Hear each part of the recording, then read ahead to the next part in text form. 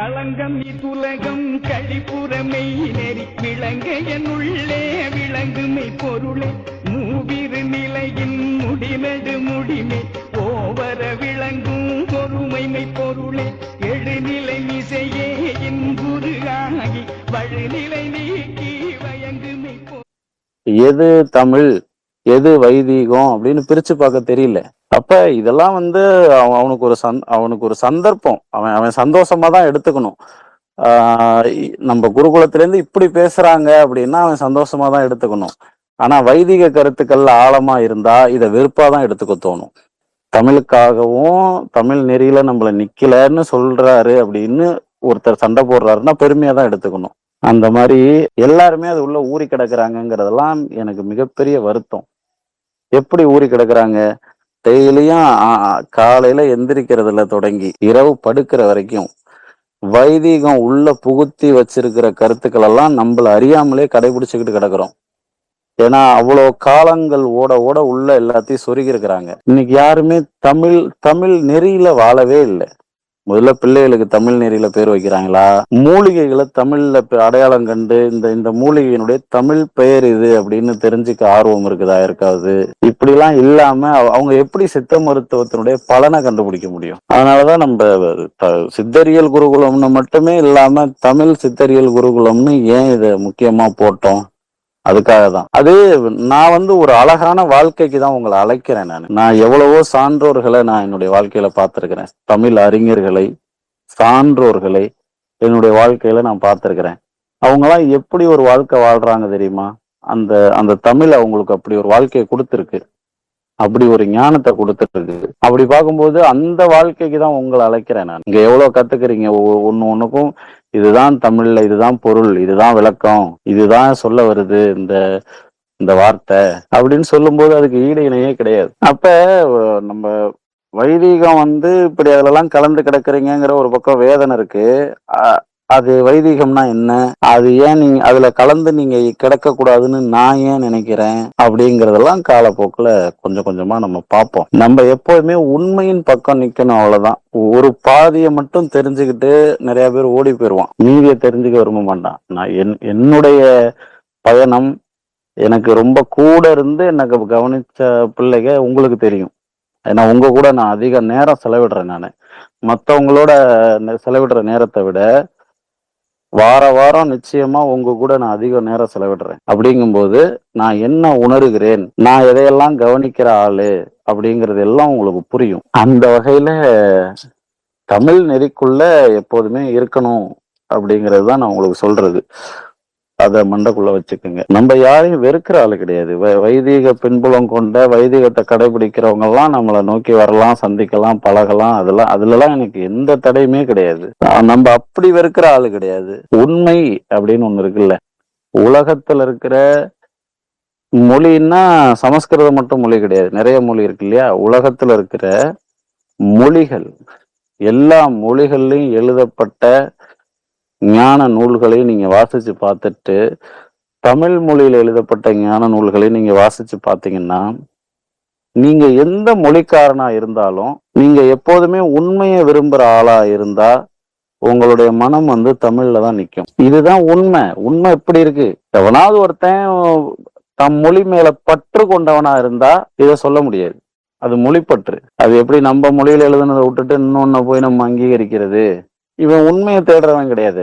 இது எப்படி போகுதுன்னா, ஒரு கட்டத்துக்கு மேல நம்ம மருத்துவம் படிக்க வந்தோம், அதை சொல்லி கொடுக்க வேண்டியதானே.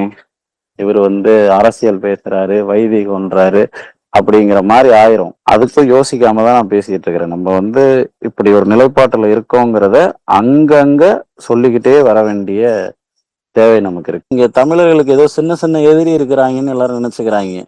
இந்த திராவிடம் எதிரியா இருக்கு, அதிமுக எதிரியா இருக்கு, அப்புறம் பிராமணர்கள் எதிரா இருக்காங்க, இப்படிலாம் கிடையவே கிடையாது. சர்வதேச நாடுகளும் மறைச்சு வைக்கப்பட்டிருக்குது. சர்வதேச நாடுகளுக்கே இன்னும் தெரியல தமிழர்கள்ட்ட தான் இவ்வளவு பெரிய ஆழமான வரலாறு இருக்குன்னு. அதை தெரிய விடாம எல்லாரும் பாத்துக்கிறான்.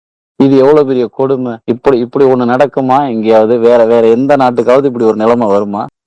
ஆனா இங்க இருக்குது. அப்ப நம்ம எதிரி ஏதோ சின்ன சின்ன ஆளுலாம் நம்ம நினைக்க தேவையில்லை. திராவிடம் தான் எதிரிலாம் நினைக்க தேவையில்லை. அதை விட பெரிய பெரிய ஆளுங்கெல்லாம் இருக்காங்க. எதிரின்னா என்ன, சண்டை போட்டாதான் எதிரியா? எங்கெங்க ஆஃப் பண்றாங்க. யாராவது ஒருத்தர் எங்கேயாவது நோண்டி தொல்லியல்ல ஏதாவது எடுத்து ஒரு இது 5000 வருஷம் 7000 வருஷம் பழமையானதுன்னு எடுத்துட்டு ஒருத்தன் வந்தான்னா அவனை அப்படியே தூக்கி வேற டிபார்ட்மெண்ட்டுக்கு போடு, இதை கொண்டு போய் மியூசியத்துல வை, அது இன்னும் ஆய்வு செய்யப்படலைன்னு சொல்லு. மத்திய அரசை வச்சுக்கிட்டே எல்லாத்தையும் மூவ் பண்றாங்க. இப்ப நம்ம மத்திய அரசெல்லாம் எதிரியா பார்த்து வேலைக்காக போறது கிடையாது. மத்திய அரசு தான் அவங்களுடைய கையாலே. அப்ப இது ஒரு வேண்டுதல்ல தான் இருக்கு. இப்படி வரலாறு கொண்ட ஒரு சமூகம் ஏன் சர்வதேச நாடுகளாலையும் மறைக்கப்படணும்? மொத்தமா வெளியில வர காலம்னு ஒண்ணு இருக்கும்ல, அதை நோக்கி வேலை செய்யணும். நான் எதிர்ப்பெல்லாம் காட்ட சொல்லல, இங்க இருக்கிற யாரையுமே எதிர்ப்பெல்லாம் காட்ட சொல்லல. இதுதான் நடந்துகிட்டு இருக்கு, இதுதான் நெசம். இத புரிஞ்சுக்கிட்டீங்கன்னாவே உங்க தினசரி வாழ்க்கையே நல்லா மாறும், சூப்பரா மாறும். அது வர்ற அன்னைக்கு வரட்டும், நம்ம வரலாறு உலகத்துக்கு தெரியற அன்னைக்கு தெரியட்டும். நாளைக்கே தெரியணும்லாம் அவசியம் இல்லை. இப்ப இங்க இலங்கையில நடந்தது என்னன்னு தெரிய விட்டாங்களா? முதல்ல இந்தியா முழுக்க பிரபாகரனுடைய படத்தை தடை செஞ்சு ஒரு தலைவருங்கிறதே தடை செஞ்சு வச்சிருக்கிறாங்களே, என்ன செய்யறது? அவங்களுக்கு தீவிரவாதின்னு ஒரு முத்திரையை குத்தி விட்டு ஒரு நாட்டுக்குள்ள ஒரு தீவிரவாத கும்பலை அடிச்சு தாக்கியிருக்காங்க. அவங்கள தலைவர்னு அங்கீகரிக்க கூடாது, அவங்க புகைப்படங்களை ஊடகங்கள்ல பயன்படுத்தக்கூடாதுன்னு தடை பண்ணி வச்சிருக்குது. இத்தனைக்கும் வீடியோ காட்சி ஆதாரங்கள்லாம் இருக்கு. அது தீவிரவாத கும்பல் இல்ல, தனக்கான உரிமைக்காக போராடி இருக்காங்க, அவன் வேணும்னே அடிச்சு கொண்டிருக்காங்கிற வீடியோ வரைக்கும் இருக்கு. எதர்ச்சையா நடக்கிறது எல்லாமே இறை செயல்னு அடிக்கடி சொல்லுவேன். அதெல்லாம் சித்தரியல் குருகுலத்துல ஒரு பெரிய கொள்கை. அது ஒரு கருத்துலயே தெரியும். நீ கடைபிடிக்கிற கருத்து இருக்குல்ல, நீ கடைபிடிக்கிற கருத்து வைதிக கருத்து. இத உணர்ற அன்னைக்கு நீனே தூக்கி போடுவ. இப்ப ஒரு ஆணும் பெண்ணும் சேர்றது கடவுளுக்கு எதிரானது அப்படின்னு தொல்காப்பியர் சொல்லியிருப்பாரா? திருமூலர் சொல்லியிருப்பாரா? திருவள்ளுவர் சொல்லியிருப்பாரா? தமிழ் நெறியில யாருமே அப்படி சொல்லியிருக்க வாய்ப்பு இல்லை தானே. ஆனா இறைநெறி பாதையில ஒரு ஆணும் பெண்ணும் சேருவது குற்றம்னு சொல்லியிருக்காங்க. வைதீகத்துல யார் சொன்னது? இது பராசரரா, சப்தரிஷிகளா, யார் சொன்னது? அப்ப இதுல இருக்கிற கேவலத்தை பாரு. ஒரு வகையில ஒன்னு அறியாம இறைவழி பாதையில ஆணும் பெண்ணும் சேர்றது தப்புன்னு நீ ஒரு வகையில நம்பிக்கிட்டு இருந்தீன்னா இது எவ்வளவு கொடூரம் கண்ணன் யோசிச்சு பாரு கொஞ்சம். யார் சொல்லியிருக்கிறா இந்த பெண்களோட சேரக்கூடாது அப்படிங்கிற கருத்து? புத்தர்கிட்ட இருந்து வந்தது. புத்தர் தான் இதை ஒரு கொள்கையா எடுத்துட்டு பரப்ப ஆரம்பிச்ச முதல் கூட்டம். அதுக்கப்புறம் 2வது கூட்டம் சமணர்கள் இதை பரப்ப ஆரம்பிச்சாங்க. புத்தரும் சமணரும் நீ சொல்ற வைதீகமும் இந்த 3 நாய்களும் தமிழ்நாட்டுல இல்லைன்னா இப்படி ஒரு கருத்தே இங்க இருக்காது. அப்ப இந்த அசைவ கொள்கை, இறைச்சி சாப்பிடக்கூடாது அப்படிங்கிற கருத்துமே முதலில் புத்தர்கிட்ட இருந்தா வருது.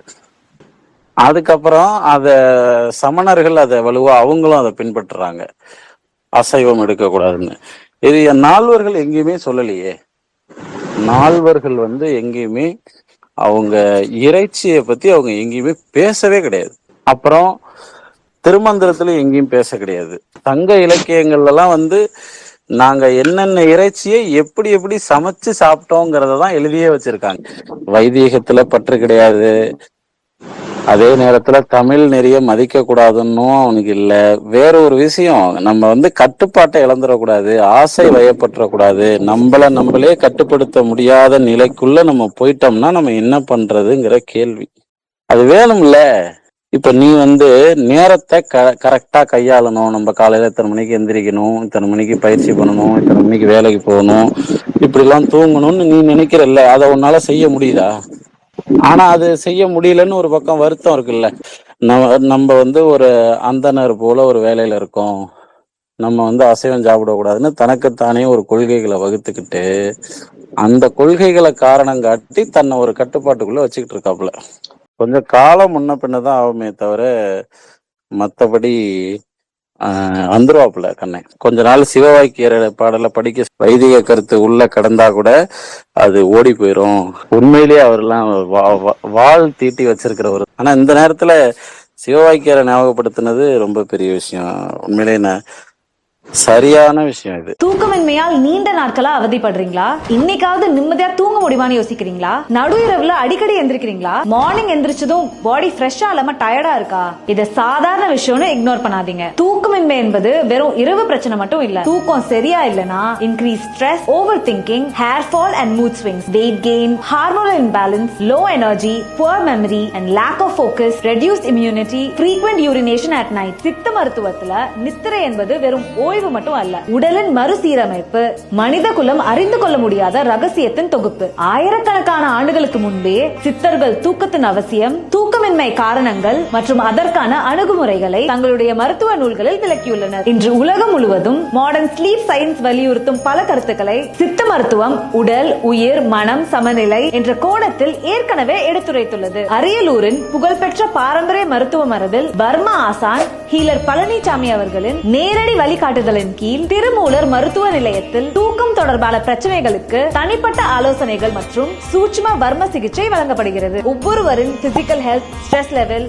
lifestyle habits, factors affecting sleep இந்த காரணங்களை ஆராய்ந்து ஒவ்வொருவரின் உடல்நிலை மற்றும் தேவைக்கேற்ப தனிப்பட்ட முறையில் சிகிச்சைகளும் ஆலோசனைகளும் வழங்கப்படும். Natural sleep improvement guidance, stress management support, methods to improve body balance and energy, lifestyle modification guidance, சட்டில் வர்மா தெரப்பி இஸ் நீடட். இந்த அடிப்படை காரணத்தை ஆராயும் பாரம்பரிய சித்த அண்ட் வர்ம மருத்துவ வழிகாட்டுதலே திருமூலர் மருத்துவ நிலையத்தின் சிறப்பு. இப்பவே கால் பண்ணுங்க, உங்களுக்கான தனிப்பட்ட ஆலோசனையை பெறுங்க. Good sleep is not a luxury. It is the foundation of a healthy life.